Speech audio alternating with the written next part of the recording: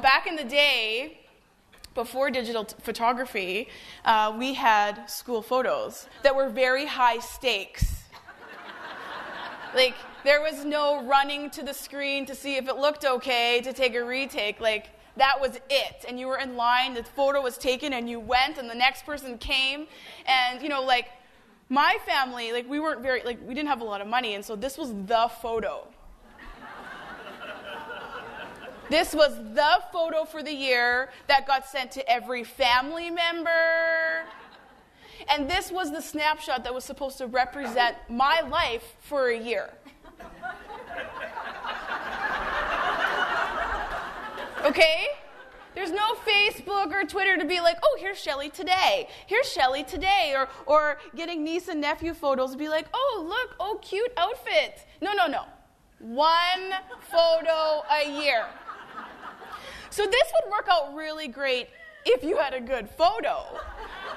Unfortunately, this was me on photo day.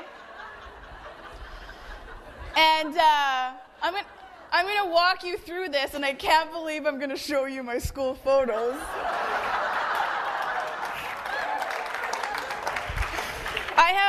I've never done this presentation before. These photos have been in a box for 36 years. So bear with me. So let's just start preschool. Here we are. So take a look at the little preschool, little Bo Peep daycare, cute. So I don't know if you can pick out which one I am. I'm the one pouting in the corner.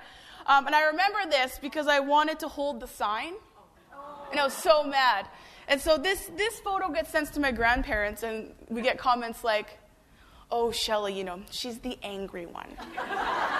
She's the angry child, right? Or, oh, you know Shelley's mom, she's just not firm enough with her. Like, you know what I mean? So thinking about snapshots, like, what were the appraisals when this is the one photo? Okay, yeah, it doesn't end. So here we go.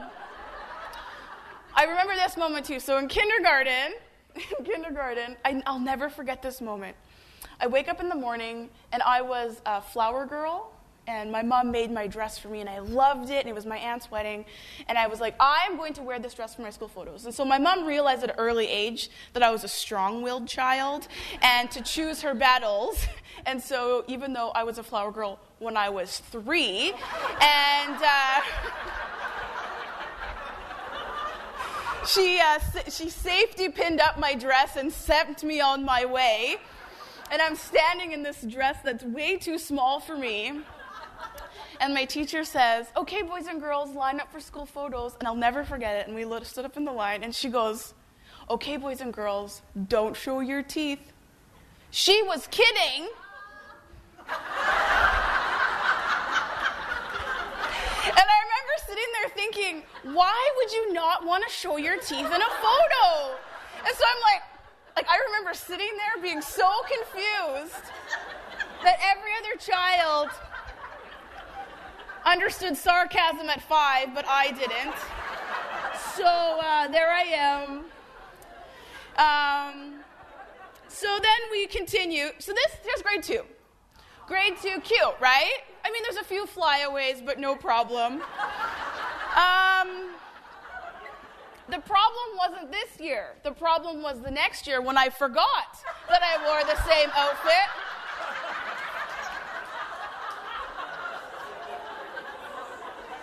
So my mother gets calls, Joan, do you need some money for clothes for Shelley? Which, you know what, we probably did, but that was beside the point. So there we go. Same, even the bow. Okay, here we go. Grade 5, the mullet. This is a full, party in the back, business in the front, mullet. But, I appreciated the, change in posture, the zoom out. It's nice, right? The faux fur. The problem with this photo is that the next year is when I got a little chubby, and the photographer, instead of zooming out that year, zoomed in.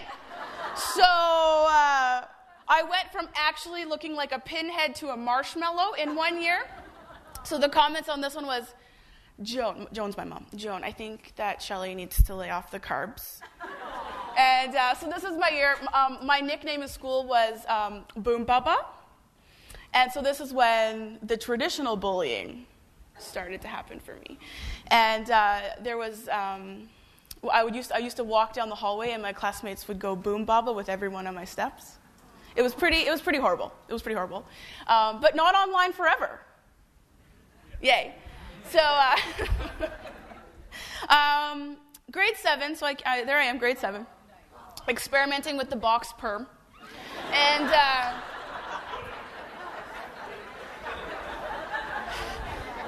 now, I love this photo so much because this totally captured my grade 7. So in Alberta, grade 7, you're the top of the school. You moved to junior high school in grade 7, so I was the top of the school. I'm feeling good. You can see I've grown a little, so my weight has, slimmed down a bit. But this was also, to this day, the worst year of my entire life. I was bullied so badly this year that I had to be sent to another school. And it shows in my photo because, now the photo I'm going to show you has never seen the light of day. But I think it's really important because it captures the change in my whole essence. And I went from being this grade 7 kid with her head high to just like Eeyore. And I'm going to tell you a little bit more about that. But for now, let's go back to the school photos. Okay, here we go. So this is high school. So high school was the age that I realized that I was less feminine than my friends. And so I thought I would try out accessories like cat necklaces and 7 earrings and the hair wrap. You know, the hair wrap? So I'm starting to see, these aren't so bad, but I'm probably actually wearing pajamas in all of these photos because I would just forget. Graduation came, and I remember the morning of graduation, I was just like, okay, I gotta look good. What do I do? So I'm like, I'll try lipstick. I'll try some curls. So it's not so bad, except that it looks similarly to this Little Bo Peep costume at the San Francisco store. And so, I can't even, it's so funny. So just going through all of these photos, I'm going through this and I'm realizing that all of these were just the one story that everybody got in the year. Like this one snapshot, good or bad, represented me for a year, and sometimes it worked and sometimes it didn't, but the thing that I really realized is that one snapshot only told one story. Like if you could actually go back and talk to me as a little 5-year-old to say, why are you smiling so weirdly? Right? You would have found out that there was another story, right? And so what I'm realizing here is that it's not about this idea of snapshots, but how do we collect enough snapshots so that we actually go from one story to the story? Because the more we have, the more we kind of understand that. And so I have another story for you, and this is one story, and here's the story. It's a desk with shoes on top of the desk. Now in Alberta, it's snowing, so we had inside shoes and outside shoes. Remember that? So I had these new, this is me in kindergarten. I have these new red shoes. I love these shoes so much. So this is a snapshot. This is a snapshot that we see all the time. So you see a desk with a chair pushed in and shoes on the top. What could that mean? What could that story be? We see this all the time. Maybe it's the end of the day. Maybe it's a Friday. Maybe it's, kids are at recess. Maybe they're outside. So we wouldn't even think twice about this. We see this all the time. This is one snapshot, one story. But what if then we kind of zoomed out and looked at the big picture here? And I'm going to tell you about those shoes. They're right in the corner there. These were my shoes, and it was a Friday, and I left my shoes on my desk. That weekend, my mom left my father, and we had to leave in the night, and we had to go to a new school and a new community. And I don't remember anything about this trauma. I remember nothing about it, but I do remember that my shoes were at school.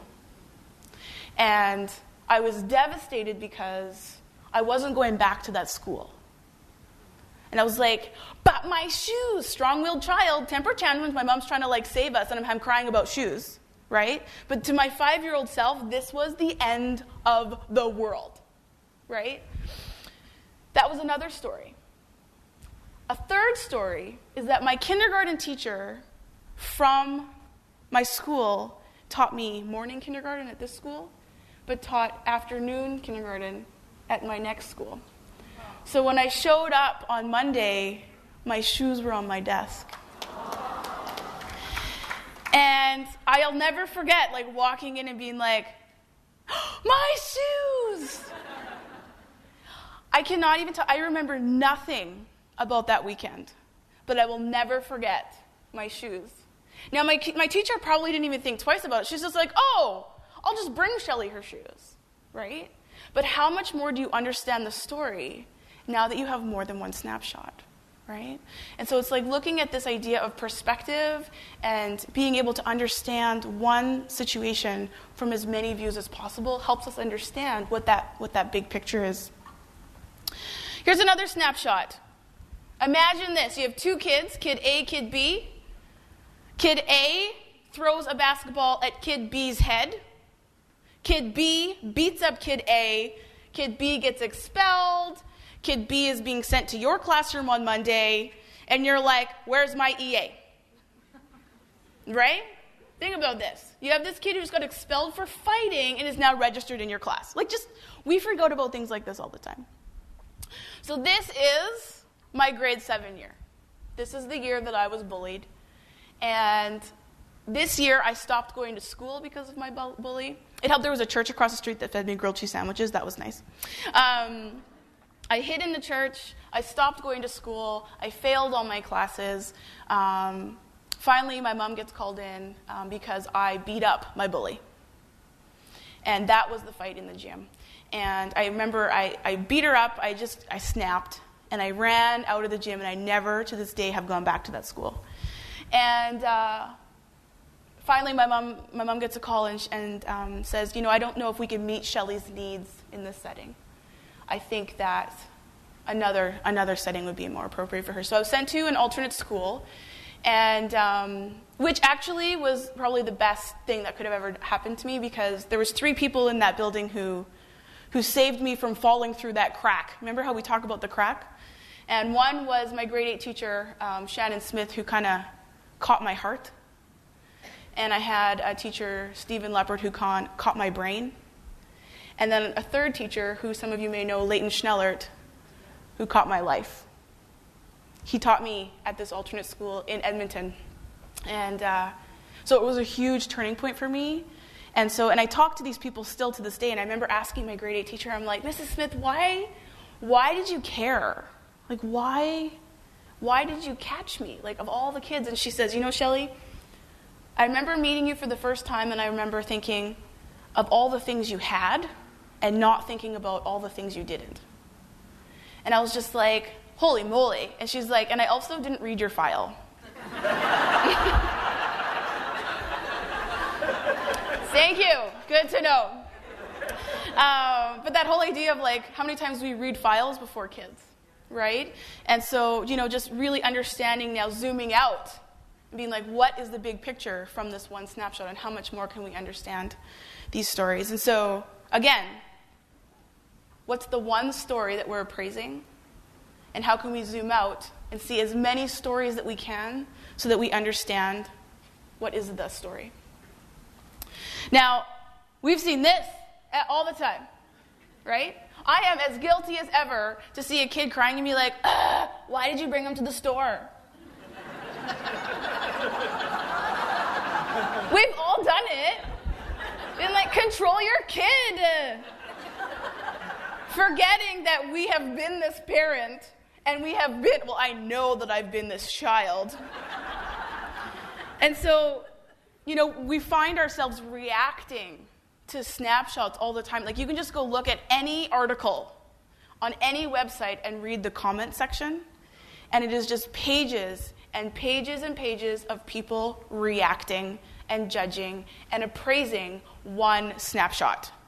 I've had to ban myself. I've had to become a limiter of comment readers because it makes me crazy.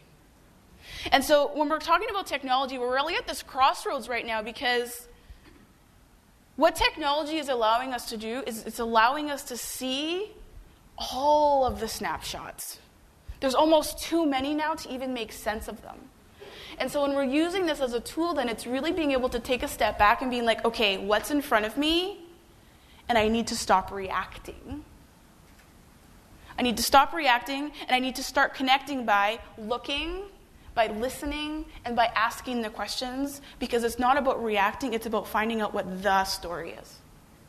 We have to become that critical thinker. We have to become that analyzer of, we are being exposed, like the exposure to all of this information. Part of becoming a digital citizen is being able to pull the pieces together to create the story that makes sense. But taking that emotional reaction out of it is probably the number one thing that I can say with your kids. Stop reacting. That's different than having an opinion, right? But I mean, like, oh my goodness. You go to YouTube and it's like swearing, it's about gay people and about religion.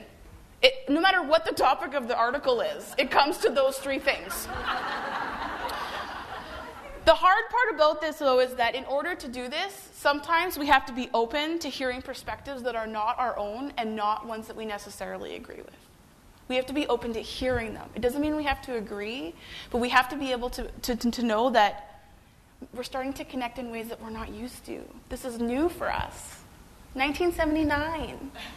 I had to learn this, right? Like, this is something that is not natural for us. And so how I'm going to tie this back to inclusion is why this is important to me and why inclusion really matters is because the reason why I'm standing here, the reason why I have found success is because people found my story. Because if people, I mean, even to this day, if you just looked at me through a snapshot,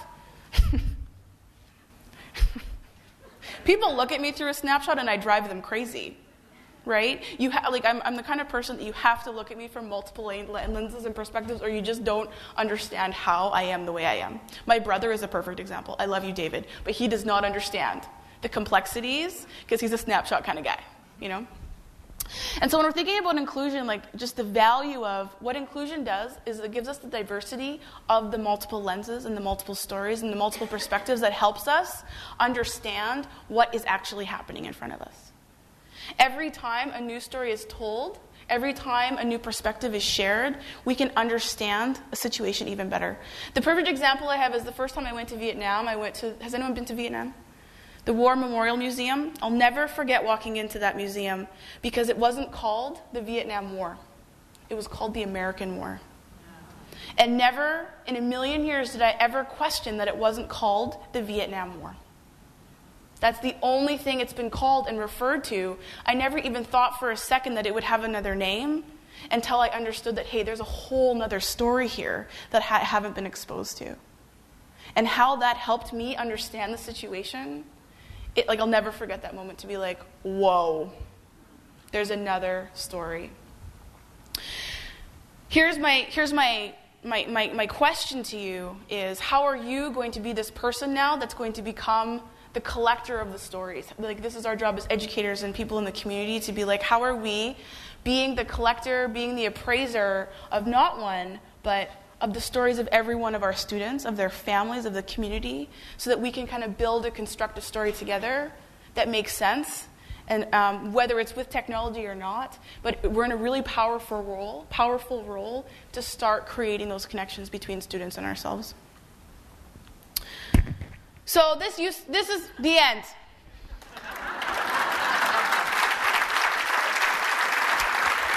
Except it's not. It's not the end. This used to be the end. Isn't that a nice presentation? Oh, I feel so nice. Okay.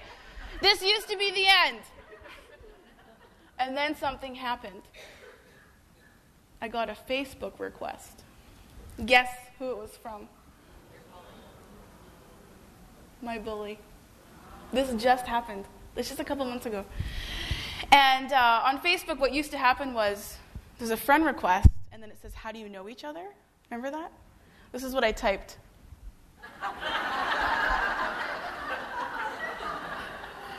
Like, I am 35 when this is happening, okay?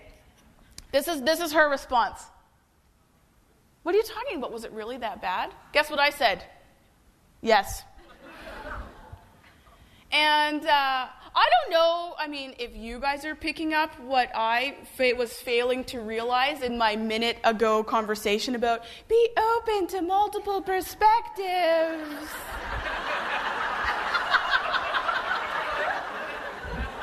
Stop reacting.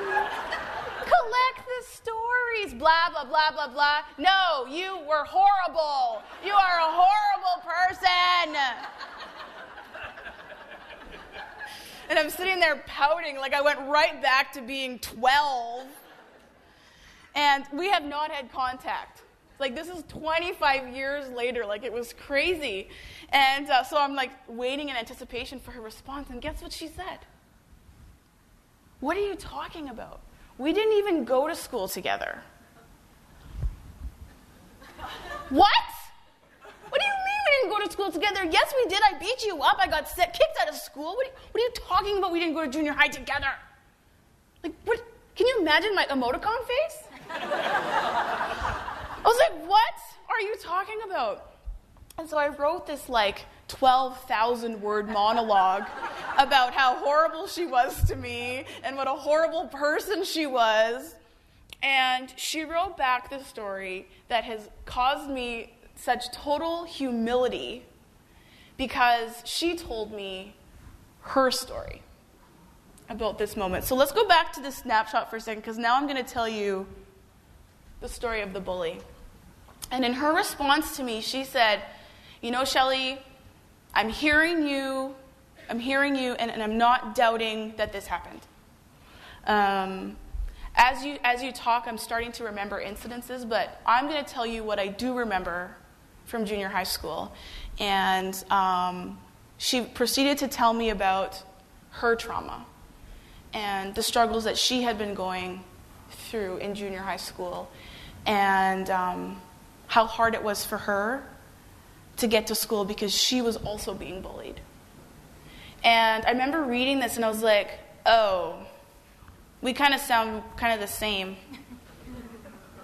This whole story that I had manifested in my head and harbored for 25 years, I hated bullies so much that I had a zero tolerance policy for anyone. In the dog park, I called the police on a woman once. I would pull kids into my office in the hallway and be like, you're being a bully. I would buy all of my students pink t-shirts. I'm like, we are anti-bully. It was us against them. There is no place for bullies. This is how I felt. This is how I never in a million years considered that the bully had a story. I was doing this while I'm talking in my presentation about love and communication, whatever. The closing of her email, though, I'm going to read to you because this is when it really hit me. She said, I'm really sad because the reason why I reached out to you is because my memories of you and I are happy ones. It deeply, deeply hurts me that you hold different memories of our times. Because the thing about her is that we were best friends from grades 3 to 6. We did everything together. She lived down the road. She was my first best friend. And then we went to grade 7 and things went south, right? But it wasn't until I read this that I realized that I was her red shoes. In the trauma of her life during that time, what she remembered was the thing that was the most important to her was me. And it just broke my heart into a million pieces to think that I had been harboring this person, this horrible, horrible person, and she was holding on to shoes. I have never been so floored in my life. I just started crying. And I was just like, all of a sudden, this person who was this monster became this person who was very, very much like me. So in making this presentation, I had to call her because this is being published in a book, this chapter. And we ended up talking on the phone for the first time. And we talked for 3 hours and went back and forth about what actually happened. And she's like, hearing your voice is evoking so much emotion in me because I'm just remembering all this amazing thing. But part of what she said was, she's just like, can I send you some photos of us? And I don't have any photos of her. And so I'm going to show you these photos that she sent me. And this is of me and her as best friends. And I've been referring to her as a bully for 25 years. And I will know more because I now know the story. She is now referred to as my first best friend. And she will forever be referred to as that. So I encourage you and I challenge you when you're out in the world collecting your stories, ask yourself, what are the lenses, what are the perspectives, what are the people, what is the story that my kids have to share with me? Because every word that comes out of their mouth is going to help you understand the bigger picture. And this is why inclusion is important to me. And this is what I encourage you to do, is how are you going to find out the story? Okay, now it's really over.